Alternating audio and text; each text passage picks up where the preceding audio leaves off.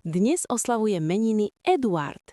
Dnes patrí slovenský kalendár menu, ktoré v sebe spája ušľachtilosť a silu.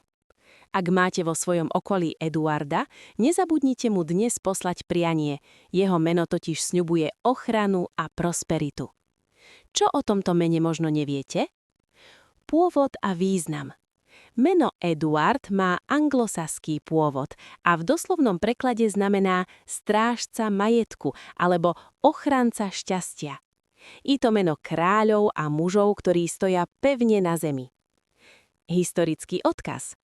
Toto meno bolo nesmierne obľúbené v britskej kráľovskej rodine, no udomácnilo sa v celej Európe. Na Slovensku má dlhú tradíciu a vždy sa spájalo s rešpektom a inteligenciou. Domáce podoby Edo, Edko, Edino, Eduško alebo familiárne Edy. Trocha čísel, štatistiky na Slovensku.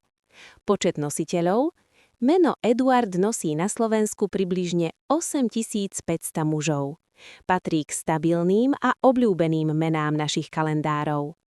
Vekový priemer. Priemerný vek nositeľov je okolo 46 rokov.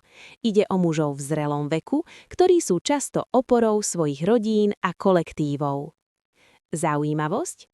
Na Slovensku je meno Eduard vnímané ako meno pre poriadneho chlapa.